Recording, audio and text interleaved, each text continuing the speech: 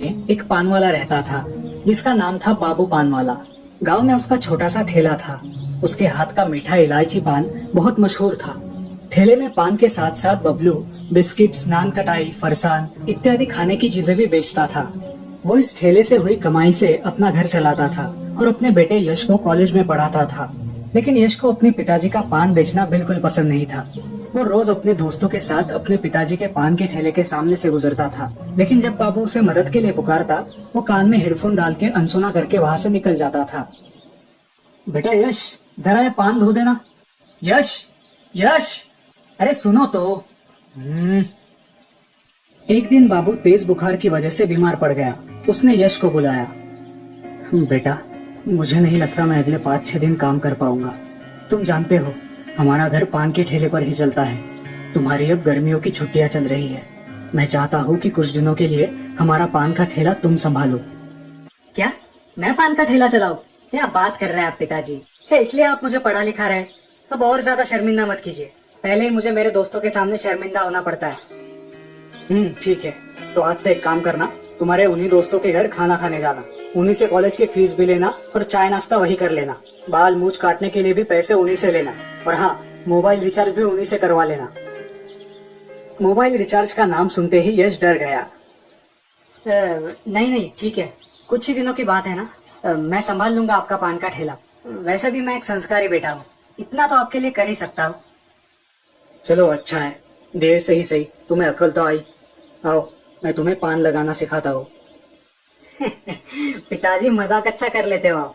ऐसे बोल रहे हो जैसे टाइटैनिक चलाना सिखा रहे हो। रहने दो, मैं लगा दूंगा पान, आखिर ग्रेजुएट स्टूडेंट हूँ। अगले ही दिन से यश ने पान के ठेले पर आना शुरू किया।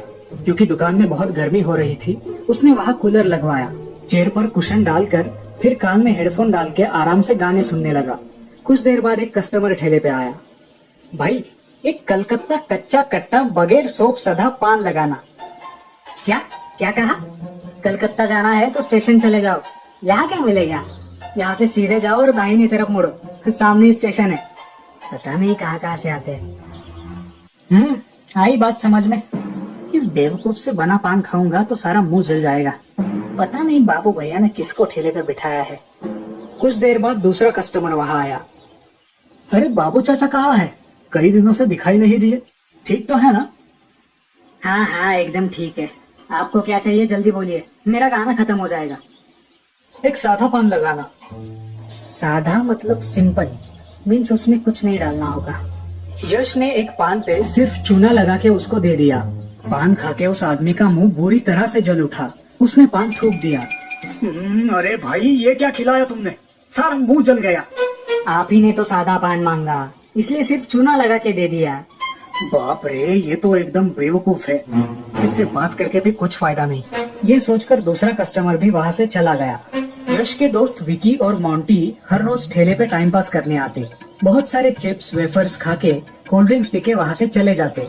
इस तरह एक महीना निकल गया।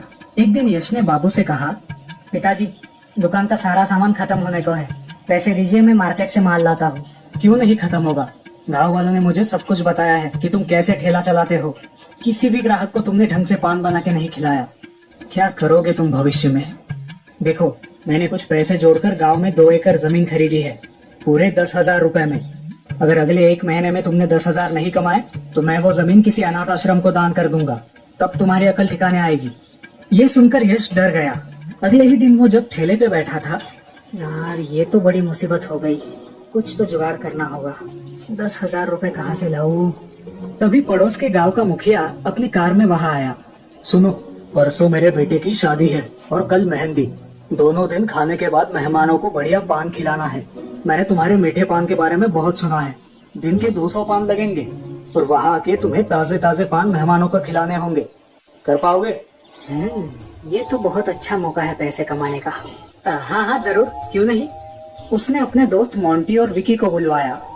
सुनो, मैं बाजार से पान पत्ते और सुपारी लाता हूँ। तुम लोग इस लिस्ट में जो सामान लिखा है वो सब ले आओ। दूसरे ही दिन यश ने मुखिया के बंगले के बाहर लगे मंडप में पान का ठेला लगाया और अपने दोस्तों के साथ मिलकर मीठे पान बना के वहाँ सजाए। खाना खा के एक मेहमान वहाँ आया। एक मीठा पान खिलाओ भाई, सौंफ डाल के। हाँ सर, अभी बनाता हूँ। विकी, जरा सौंफ देना। सौंफ मांगते ही विकी ने साबुन निकाल के यश को दिया। साबुन देख के यश ने विकी को एक जोर का थप्पड़ मारा। अरे उल्लू, सौंफ और सोप का अंतर नहीं पता तुझे? मूर्ख, इज्जत का फालूदा कराएगा क्या? फिर जैसे तैसे मैनेज करके यश ने मेहमानों को मीठा पान खिलाया। एक एक करके मेहमान आते गए। यश सबको पान खिलाता गया। थोड़ी देर के बाद सारे मेहमान चिल्लाने लगे। मेहमानों की हालत देख के मुखिया डर गया और यश के पास आया। ये क्या खिलाया तुमने पान में? सब लोगों के मुंह जल रहे हैं। यश ने मोंटी की तरफ देखा। अरे अच्छा वाला ब्रांडेड चूना लाया हूँ, पेंट की दुकान से। क्या तुमने दीवार पर लगाने वाला चूना डाला है पान में? यश डर गया। मूर्ख कहीं के, सारे मेहमानों के सामने मेरी इज्जत मिट्टी में मिला दी है तुमने। मैं तुम्हें नहीं छोड़ूंगा, अभी पुलिस को बुलाता हूँ। ये कहकर मुखिया ने फोन लगा के तुरंत उस गांव के सीनियर इंस्पेक्टर को बुलाया। इंस्पेक्टर तीनों को चौकी ले गए और जेल में डाल दिया। कुछ देर बाद बाबू वहाँ आया। अब समझ में आया बेटा, टाइटैनिक बनाना और चलाना जितना मुश्किल है उतना ही ये पान बनाना भी।